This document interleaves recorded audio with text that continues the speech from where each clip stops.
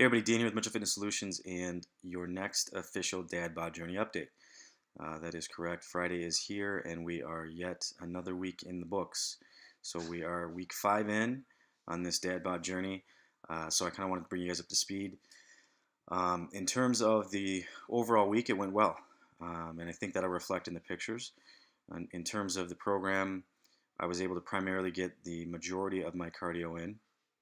My week is getting tighter and tighter as we get closer and closer to opening the new facility. But nevertheless, like I said, I was able to get the majority of it in.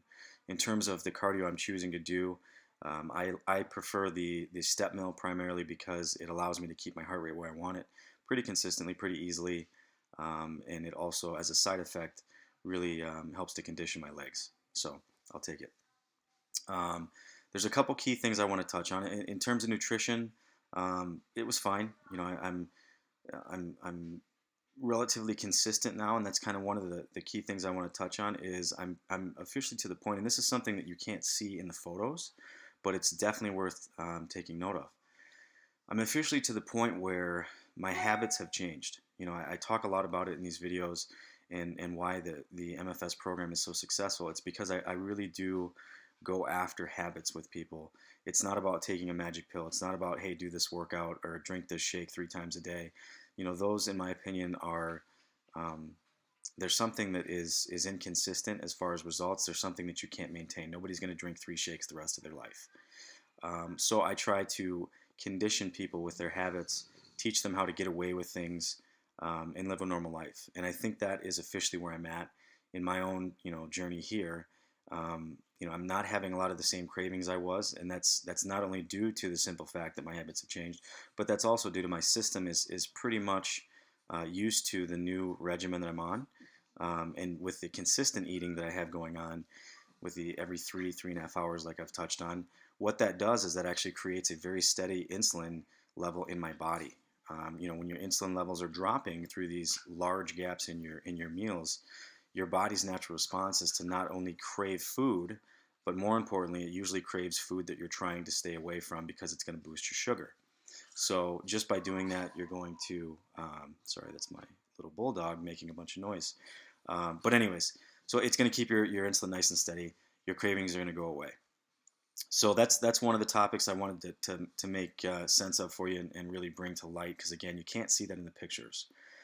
The other thing that I really wanted to touch on, and gentlemen especially, I want you to listen to this, because you guys are kind of infamous for it. If you look in the photos, I'm officially to the point where I would say that my abs are starting to come through. My midsection is starting to tighten. So you're just starting to see, not really close to what it'll look like when it's finished, but you're just starting to see the abdominal muscles, the serratus, the obliques, things like that. They're starting to peek through. So I wanted to kind of give you guys a little hint or a little tip in terms of how much core, how many crunches I'm actually doing to achieve that, because I know that's a big question. I get that a lot. So, you guys can kind of compare your notes to mine.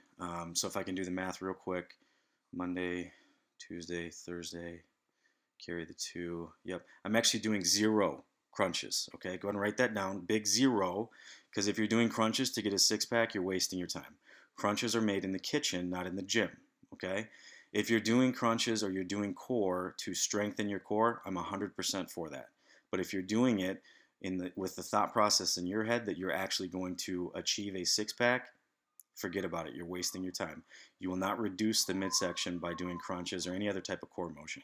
You need to get rid of what's on top first, which happens in the kitchen and in that targeted cardio that I'm doing. So again, when you're looking at these pictures, please take note. There is 0 core activity going on. So I wanted to bring that to light because, like I said, I see that every single time I go in the gym. There's some person, whether it's a male or female, and they're just doing crunches or they're doing core for 3 hours straight, and they've got a big midsection, and I know in their head they're thinking that that's how they reduce it.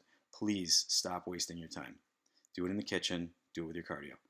Other than that, I hope you guys have a great day. Check out the video, or check out the picture rather.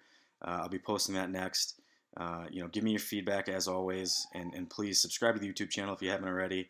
There's nothing but good stuff on here. Spread the word, Dad Bod Journey, and stay tuned for the continued transformation. Other than that, you guys have a great Easter, a great day, and I will see you next time at Mitchell Fitness Solutions.